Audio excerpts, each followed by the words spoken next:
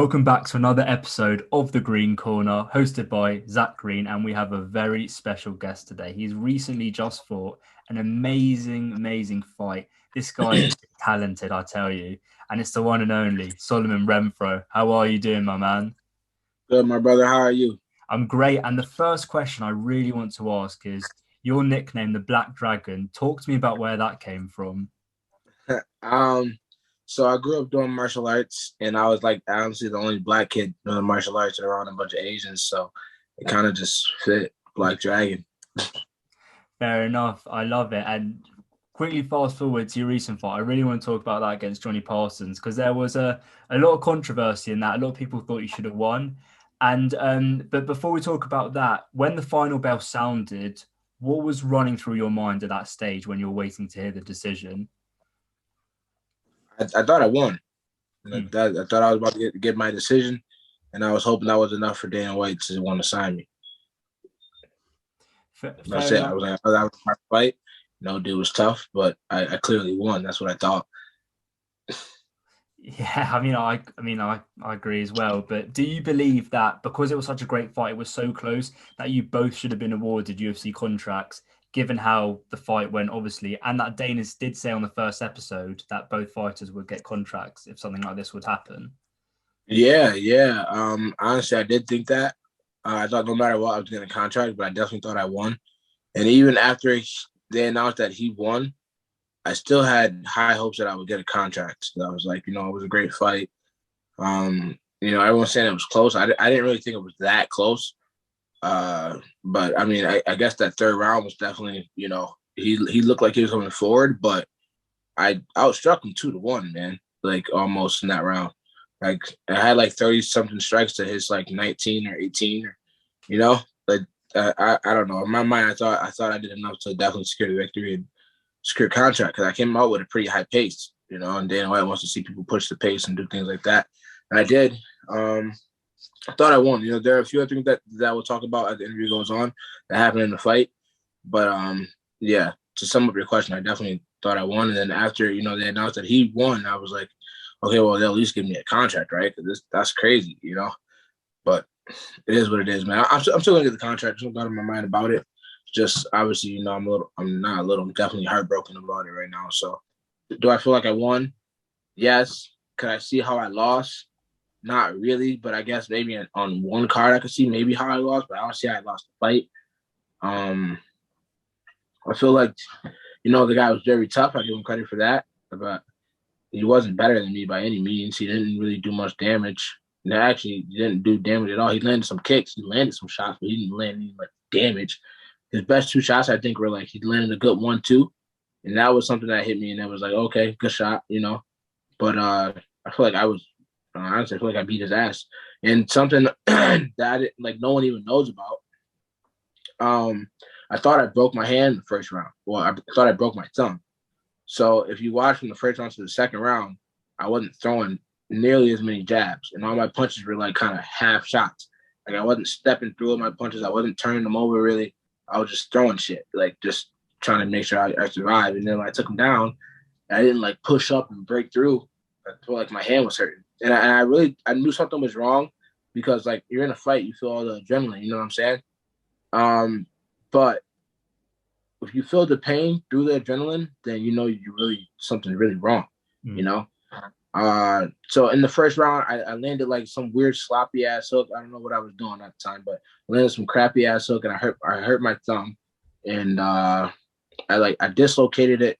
I have a deep bone bruise, and there was a sprain, and it was just super swollen, right? And that's all it was. But I knew something was wrong in my hand because I felt the pain. And I'm over here punching with my thumb dislocated, and I got the bone bruise and the sprain, all at the same time. So that's what the pain was. But I still feel like I fucking performed, man. I took him down. I knocked him down twice in the first. I took him down once.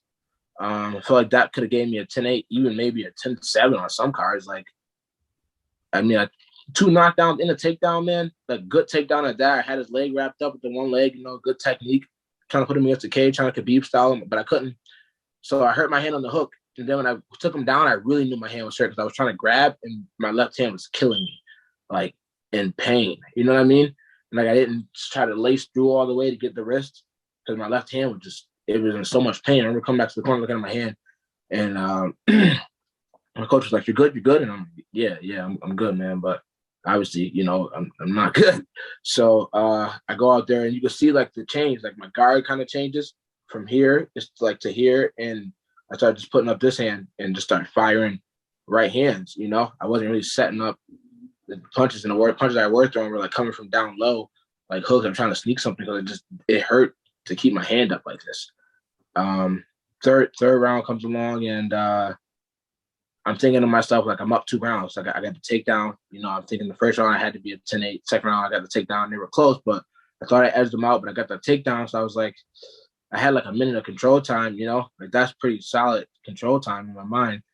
Even though wasn't able to break apart, he did a good job too. It wasn't like he was just some slouch just laid over for me. Like he was grabbing, he did a good job trying to control me. I was fighting through that. But like I said, my fucking hand was on fire the whole round, bro. And in the second round, I don't know if you can tell, but you see that? I spit my fucking tooth out. Maybe it was the second or was it third? One of the second or the third round, I spit my tooth out. The tooth, it was already loose, because I was sparring with my teammate Lyman Good, like the week of, and he just hit me with a clean right hand, and it was loose. And my dentist was like, "Listen, man, I can like kind of try to put some glue in it or something, but if you get hit again, it's gonna come out." He told me, but I can't like not fight. It's the biggest opportunity in my life, so I have to go fight. So I go fight, and it came out. But like no one even knows that. No one knows about my hand. I didn't complain or bitch about my hand. I didn't stop the fight about my fucking tooth, like nothing. I just kept going. And for them to be talking about how tough he is like almost a slap in the face for me, because it's like, bro, I felt like I was fighting with one fucking hand, still dominated the second round, and then I spit my fucking tooth out. Third round comes along, and I'm thinking to myself, like, Solomon, you gotta win this. You still have to win this round, but I can't really do what I want to do. I know that I can't really like throw my shots the way I want to. And he's putting pressure on. He's fighting too. Like the guy's fight. He wasn't a bitch, He was fighting hard. But I know for a fact I was out striking him in that round. I'm like, I'm hitting him more than he's hitting me. Like I'm hitting him. I know I was like, as long as I'm hitting him more than he's hitting me, I'm winning. Even though I was going backwards, I was thinking in my head, like, I'm hitting him more than he's hitting me, so I'm winning. That's what I was thinking in my head. And that's it. He came out with that flying knee. That was good, but it didn't do like damage. It just was flashy. Landed a few good body kicks in that round, and he landed a good leg kick. I mean, I probably landed some other shit. Yeah, like you landed a good body shot. I can say, you landed a great body shot on him in the liver. And could you sense he was hurt when you did that?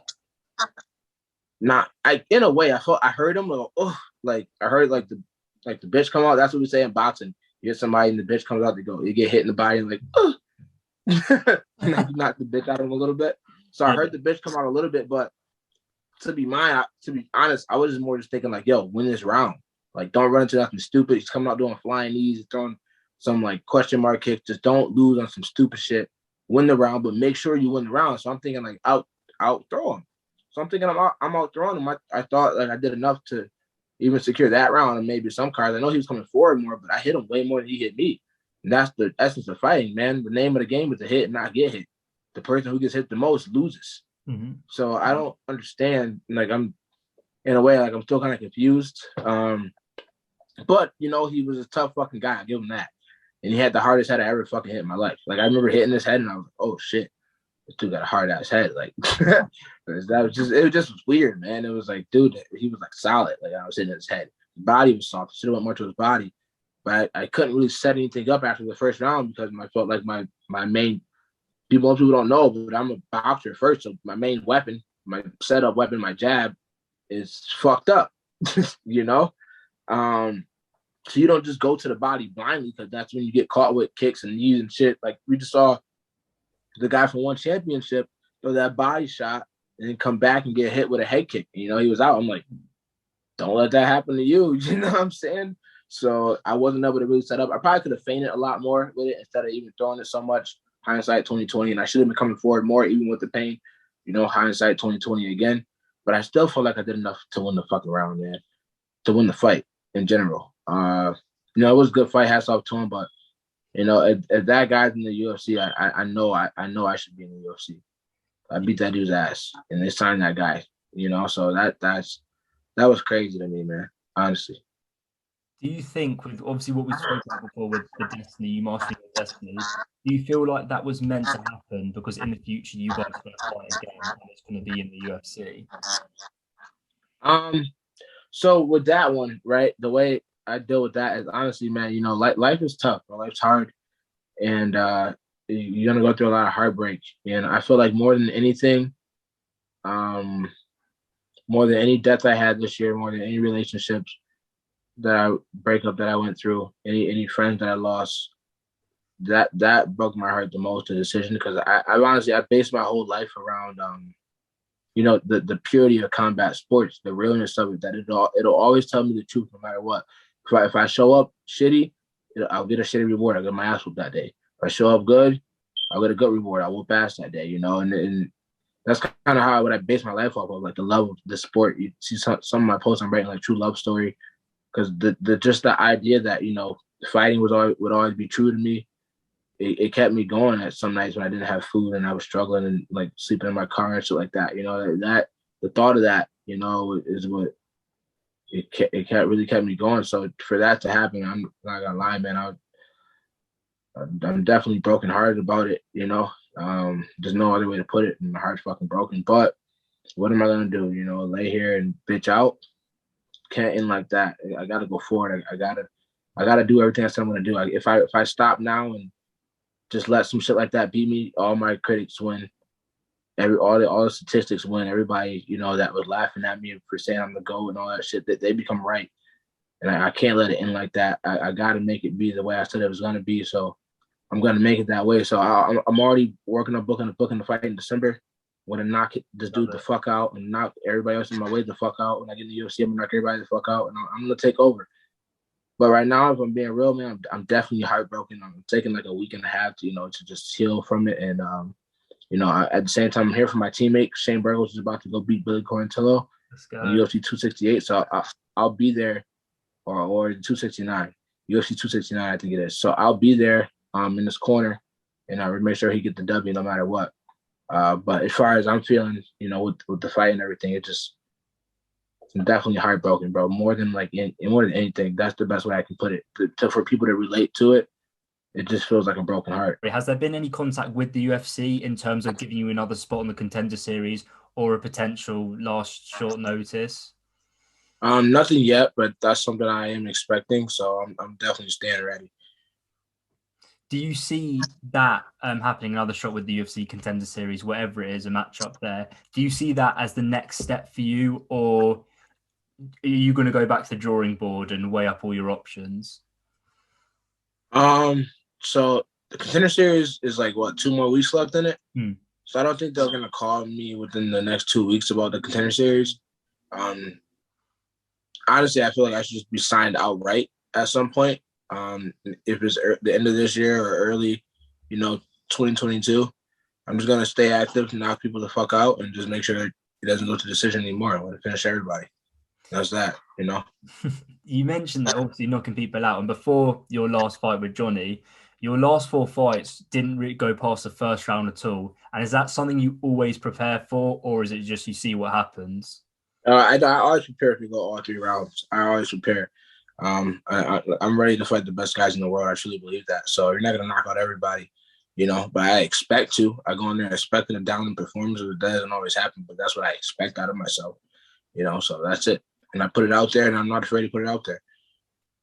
Nice. And although the decision didn't go as planned, I'm sure after the fight you got to relax a bit more. You get to enjoy not being in camp. Is there anything you always do, your go-to, the first thing you do after a fight? Um, no, not really. There's not really a go-to. I just relax. I sleep in a little bit and enjoy hanging out with some friends. Maybe go to some restaurants, eat some crappy food for a few weeks, and then after that, go back. I don't get huge like that, like my man Patty the Batty. I don't do it, but I get pretty big. Is there anything, because obviously you're living in New York right now, is there any food spots that you just have to hit after you fight? Man, I gotta get some pizza. Gotta get some Krispy Kreme donuts. Or Gotta get some now. cheesecake. Gotta get some cheesecake. Gotta go to a steakhouse. A few steakhouses. Things like And you'll be but moving nothing. slow after that for sure. Yeah, yeah. And I'd like to bring up, I saw from an interview a few months ago, I think it was, that you obviously played American football when you were much younger. And, you did a lot of that. Mhm. And you also mentioned that you didn't like to depend on others with the whole team aspect. So with that in mind, did that make the transition to MMA very easy for you, like natural? Yeah, yeah, it did. It definitely did. I wrestled in high school as well, and I really drew to wrestling because of that. Even though I was a team sport, it was like you go out there by yourself, And I used to box when I was younger, and I love that one-on-one pressure. And even now, I love it. Like I love the pressure, as they say. I enjoy fight week. I really do. Like even before the fights, I'm like backstage sleeping. I'm smelling roses. I'm relaxing. I enjoy the whole process. I really do. Cutting weight, all of it. Seeing my opponent, the nerves, the lights, all that shit. I love it. Is there any, obviously, American football and MMA, I can believe, are very, very different sports, but is there any surprising similarities between training in both of them? Yeah, for sure. I mean, so the way you prepare for a football game, if you're on a good team, is the way you should prepare for a fight. Like they analyze the opponent. They think, all right, here's what we know. Here's what we know they're gonna try to do, and here's what they can try to do, and here's what we want to do, and here's what we know. And here's what we know that we can do. So you start from there. Here's what I know about this guy. Here's what I know he wants to try to do to me. Here's what I know about me. Here's what I know I want to try to do to him. And then from there, you build a game plan around that. And that's what football teams do with each other. They kind of go off like, here's what we know, here's what we don't know, here's what we want to do. Here's our strengths, here's our weaknesses. And I look at those things, and then you go forward with a game plan per se. And not necessarily like a game plan, but you go forward with a plan. Like, I don't go in there like, oh, I'm just gonna do this one thing. You know what I'm saying? But you go in there with a plan. You don't just run in there blindly. So same thing with football. That was very similar. And I mean, and if you're gonna be great at anything, you got to be going at least twice a day. You got to be doing extra film like I do. You got to be putting in extra time on and off the mat, just like in football. Like you can work out hard in the field, you can do extra sprints and shit like that, but you got to have the mental aspect of it too. You have to have the football IQ or the fight IQ to know, like, what's going on and how I should react in certain situations. So yeah, they're pretty similar in those aspects for sure. And also, being a dominant athlete and running into other dominant athletes at like 30 miles an hour, like it's pretty similar to what we do in MMA, just crashing all day long. Crash, crash, crash, crash. I love it. And obviously, so you've done both of them, but is there any fighter in general, might not have to be in the UFC, that you try their hand at American football? That I think should try American football. Yeah, what MMA fighter would be the perfect fit for the NFL? Uh for instance, well, me, first of all. Of course. Me. Of Me. course. And then Francis Ngannou, I would say he looks like he has a good body type for it. Gain, 6-year-old Gain. He looks like he's athletic. He has a good body type for it. Woodley, when he was in his prime, he looked like he could be like a tailback or something. I wouldn't really say Usman because, I mean, while he is athletic, I don't think he's like an athlete. You know what I'm saying? Like, I respect his game and everything. I still believe I'm going to whoop his ass one day, but there's no disrespect to him. I'm just saying, like, as I'm analyzing sports, I think he's athletic, but he's not an athlete. You know what I'm saying? We have Yeah, that I in MMA. We understand. have like people that are athletic, but they're not athletes. There's a difference, and then you get that special mix of that person who's like two of those things, and they're really great. Like Kamaru Usman could be an athlete, but I don't think he's like a guy that's gonna be running around catching the ball or like throwing the ball. You know what I'm saying? Like things like that. Yeah. Wrestling is an athletic sport. You're athletic to do that, but like athletes are like backflips. You know what I'm saying? Like really high verticals. Yeah, you can Really, look the part, but you got to be the part as well. right, right. Really fast sprints, being able to cut on the dime, things like that. That's what makes someone an athlete. You know what I mean? John Jones doesn't have a very high vertical, but I think he is like very athletic. Like he could develop into other sports. Like Kamaru Usman could develop in other sports, but I don't think they're athletes. Like a straight up athlete. Man, the best athlete, who might be? I think overall maybe Volkanovski. Oh yeah, we played rugby when he was a lot heavier. Yeah, he's a great athlete. Demetrius Johnson, even though he's pretty skinny, he's super athletic as For an well. NFL player, would he Yeah. make it in the Oh, NFL? no, not for NFL player, not for NFL Oh, player. I'm just just saying maybe a athletes in gymnast or general. something. Yeah. Athletes in general, but NFL players have to be welterweight and up. You Oh can't really? be a 55 NFL. You get broke up. Well, You just can't. You got to be at least like cutting down to 170. You can't actually be uh, 170 NFL. You got to be cutting down to 170, and uh, then that. So that's why I was saying like God, I got like Woodley. I mean, like Uzman could do it, but I don't know. yeah, it's not about that And life. you got a guy like Paulo Costa, Mario Ventori. I could see them like sitting at linebacker somewhere. Those are some big guys. Derek Brunson. Now he's a guy who I think is an athlete, but Mm. suffers more on the technique side a little bit sometimes with the striking. But his wrestling is obviously great and it's improving. But I feel like he's an athlete, but that's not super technical. You get what I'm saying? I think He's I like he's just knocking guys out. He's just knocking guys out like bang, bang, bang. But he's not like setting it up, like thinking yeah, about it. He just throwing. You know what I mean? I get you. So that's the difference. Like an athlete is probably usually gonna just knock somebody out like clean cold. To where like a guy who's athletic is gonna like use his certain skills to get to the main point that he's trying to do is knock the guy out. Then you get a guy like who's both like me. You get a special talent. There you go. And I think Dominic Reyes, if I can believe, I think he played football in college. Yeah, Dominic Ray, that's that. another one I was thinking about. I Yeah, don't know if he's Dominic any good, Reyes. but hey, he must have been if he played in college. So that's Right. He must have been for sure. exactly from MMA to NFL, well, American football. You also dabbled in boxing as well, and I've heard that you've got an interest in being a boxer, and I want to know what sparked that as well. Was that the same path you had from fighting, wrestling into American football, or was it more Yeah. like you thought of that later on? Yeah. Honestly, when I first was telling myself I'm done playing football, I wanted to just go to boxing. I was like, I'm just gonna go box and be a pro boxer. I'm great at boxing and I don't think I'll lose at all. Like in martial arts, there were things that I lacked in, like jujitsu, obviously, and I wasn't the best wrestler. I was a decent wrestler, but I wasn't the best. But my hands have always been great. So I was like, I'm gonna go to boxing, and just the trainer that I wanted to go to at the time, he's a lot older. His name's Jimmy Rawson, and there wasn't really anyone else in the area who I like felt comfortable trying to have a boxing career in the Buffalo area. Build up from there. Just now we're starting to get some life out of there, but before there was nothing. But we did have MMA gyms, and there were like pros at this MMA gym I was going to that I heard of. My dad used to train there. I knew some of the pros that were there. So I was like, let me go that because I knew like if you were a pro, you can get to the UFC. So I was like, okay, maybe I'll just do that. So I just went in there and I actually just fell in love with it. Wow. But I had already had like a background before, but once I went in there, I was like reinvigorated. I started like skipping school and shit just to be there. As a boxer with boxer's knowledge, then boxing IQ, what's your current thought on the just status of boxing right now as a whole and what's happening with Jake Paul? Is that something you agree with? Is that the revival it needed, or do you have any other thoughts?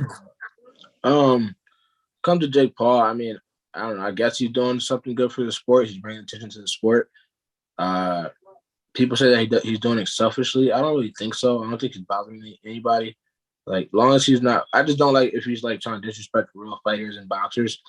That's the issue to me. But besides that, he's just making his money doing his own thing. I got nothing against him. He's also from Cleveland too, like me. Yeah. So shout out 216. But yeah, I got nothing against him, man. Go do your thing, make your money. Just watch what you say and be respectful. But I think he's bringing eyes to the sport that never would have been brought to the sport before. So yeah, I think it's fine. I don't see nothing wrong with it. I really don't. I think it's embarrassment that Woodley went out there, and didn't beat his ass. But shit happens. Who knows what was going on with him? Whatever. But no, I think Jake Paul's fine, man. I got nothing against that guy. Do you think with the Woodley, when he fought Woodley's more, and people like him when they get in the ring with Jake, they're more scared of losing, so they freeze up. Do you think that's the main reason why they're a bit gun shy when they face Jake Paul? Yes and no. I feel like Woodley fights like that all the time. You know, in MMA we got forearms gloves, and he would back up and wait till his time came and clock guys and knock them to the next fucking dimension. You know, with that one haymaker he would do all the time. Just that I think the sport kind of evolved and caught up to him a little bit. And you know, we were able to. There are guys who was like been watching for so long now. They were able to like nullify that. They just knew to like pressure him and smother him. You're gonna go backward the whole time. It's harder to get shots off. So unless you like can really box, and I don't think he can like really box. I think he's a guy who, like I said, he's more athletic than he is technical. But he is technical. I don't want to put any disrespect to him. He can be technical, but I just think he's a lot more athletic when it comes to his hands, and that's how when he runs out there and just throwing big shots. That's not like to be real, that's not like a technical technique. You don't really prepare for that shot to come at you. You're like, oh shit, and then boom, they're out. So, but I think that guys caught up to him. I've got to get your thoughts on the potential, if it does happen, the Jake Paul versus Tommy Fury fight. I've got to know your prediction and your thoughts on it. Man, I think Jake Paul's been training a lot, so that's cool. I don't know much about Tommy Fury. I know I think he's a legit boxer. I think Tyson's training him. And if he's a legit boxer and if he's been boxing his whole life, then I think he's gonna whoop Jake Paul's ass. Mm. But if he's not legit and he hasn't been boxing his whole life, Jake Paul has a chance to beat him. But if the guy literally grew up in the sport and he's been boxing and he's training and he's in great shape and he has all the same assets that Jake Paul has as far as training camp goes, he's gonna whoop Jake Paul's ass. But yeah, that's my prediction. I think Tommy's definitely been he's been under a lot of scrutiny because he went on a famous show here called Love Island in 2019. So he was away from boxing with that. So people think he's a bit of like an actor now, and he got a lot of scrutiny for his first few fights. I think his first 5 fights, their combined record was like 7 and 132. So he got a lot of hate for that as well. Oh shit. Yeah. So it would be interesting to see that fight. But are you taking Jake Paul, do you think, the safer option? No, that's not what I'm saying. I don't know how long time he's been boxing. If he's been boxing his whole life, I'm taking Tommy. But if he hasn't been boxing his whole life and he's just not getting into it, I think Jake has a great chance of winning. Because Jake, as much as people want to say what they want to say about him, I think he's a hardworking guy. To come into this sport and be literally fighting. You were a YouTube guy and now you're out here boxing people. Not to say he's boxing great guys because he hasn't been, but he's still out here boxing. So I think he's hardworking. I just don't know the level that Tommy Fury is actually at. I don't know about his opponents or anything, so it's hard for me to really say, So I don't want to talk about something I don't know about for sure. But if he hasn't actually been boxing, if he's been fighting actual straight up bums like you kind of just mentioned, then Jake has a real shot, more than a real shot. But if he's actually been boxing and training, he's just been fighting bums just because they want him to build his boxing record up. You kind of know how that is with boxing sometimes. I don't think Jake has a chance then. And if you were to step, but it's a fight at the end of the day. If you can tough it out and last, it's a fucking fight. So nice. And if you were to step in the ring and you could pick any opponent you wanted in boxing, who would it be? Me? Yeah. Off the rip, or like my dream matchup one day? Just anyway, if you could step in the ring, I don't know, at the end of the year and fight any boxer you want who's active right now, who would that be? At the end of this year, who would I fight who's active right now?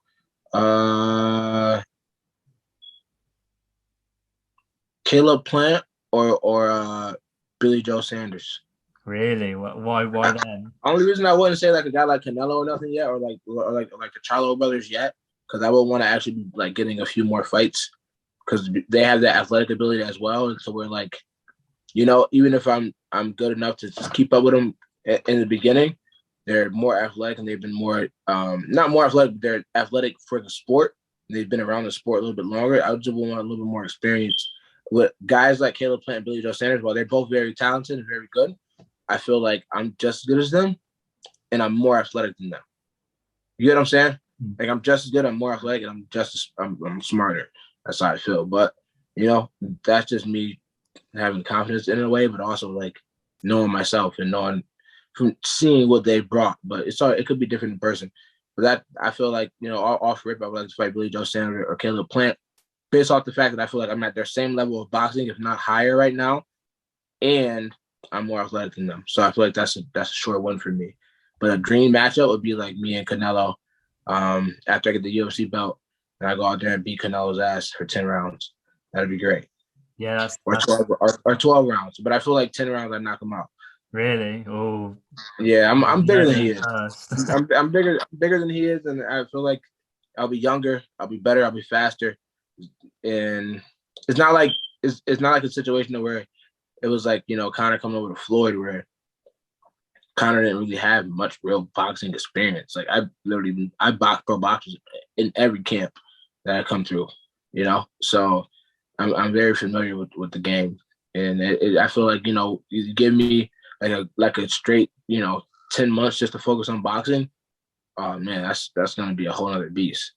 But I feel like with a guy like Billy Joe, I would need like 4 months. 4 months of just straight boxing only. Changing my body a little bit, just changing the cardio, the type of training conditioning I do. Because in boxing, you need different type of let's say athletic weapons than you do in like MMA. In MMA, you have to be a certain strength because you got guys laying on you and pushing you off. The boxing you do, but that's not as much. That's not important as much. So they can't really lay as much. You know what I mean? In MMA, you get taken down. You're gonna need that that push to get the fuck up. You're gonna need to be a little bit more athletic. I feel like boxing can have great footwork, but you don't have to be that very strong per se. You know what I mean? In MMA, you kind of need that strength. You need that extra to a certain. You don't need it, but you need it. You know what I mean? To be able to get out of certain situations, you have to be able to explode. Even like in jiu-jitsu, people just say it's like it's all technique, which it is. But the guys who are the best in jiu-jitsu are also athletic, or very strong. Like, what's the main guy? He's from New York. His name Ryan something. Ryan Hall. Gordon Ryan. Gordon He's Ryan. very Yeah, strong, very athletic. Dylan Danis. I wrote out here. He's very athletic. The Meow brothers. They're very fast. They're like, pew, pew, pew, pew, pew, you know what I mean? They're very quick. So it's not like they're just super skillful, all moving slow motion like old men. Being athletic plays a big part of it. Yeah, and I saw on your Instagram. I really want to bring this up. It was in your bio. You say you're the master of your own universe, and I'd love you to elaborate on that and just what that phrase means to you. Yeah. So master my own universe means I write my own destiny. Whatever I have, whatever situation that I'm in, I know I'm in because I put myself there to a certain extent. You know what I'm saying? And if I look at life like that, it makes it easier for me to deal with all the hardships, and it makes it easier for me to enjoy the wins even more, because I know that I put myself in those situations, like where I live at, where I'm going to, even to a certain extent. The last fight I just had, I know that I can control that to a certain extent, and that gives me comfort. So, master my universe, it just means like I have control over everything in my life. Then might not all be under control, but I know that I can't control it. I create it. I write my own destiny. I write my own ship. This is like I'm writing my own movie every single day. I'm writing new scriptures for the trenches. Love it. That's some powerful stuff, man. And final question. It's my favorite question to ask. I always leave it till last. You fought in some crazy places, around America. If you were fighting in the Colosseum in Rome 2,000 years ago as a gladiator, what would your weapon of choice be and why? My weapon of choice, I feel like, would be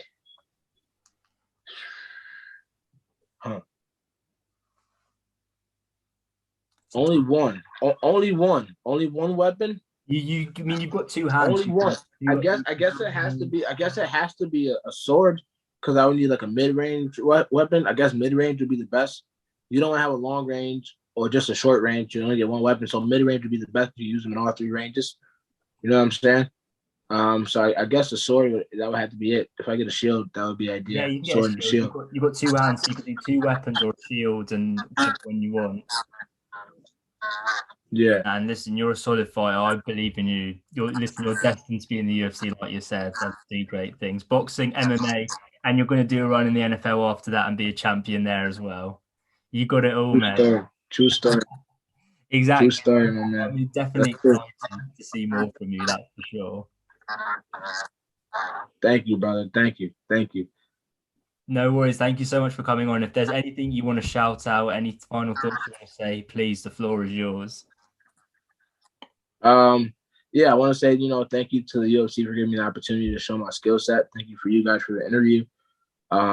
Thank you, Dana White for the opportunity once again. And I look forward to making my market history and taking over and starting the Renfro era when I get there. That will happen.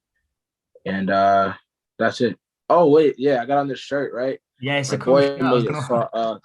It's called Face Meets Fist. It's from the guy that runs Impact Dental Designs. He has like a lot of UFC fighters rocking his stuff. He makes all the mouthpieces for guys like myself, Marab, Lyman Good, Aljamain Sterling. Man, I mean, those are just a few names. Shane Burgos. Tons of guys. The UFC roster. Impact Dental Designs. My boy's awesome. Check him out. This is his new brand he just made. So Looks cool. there's that. Looks cool, man. Thank you. That's it, brother. Thank you so much for having me on. Thank you.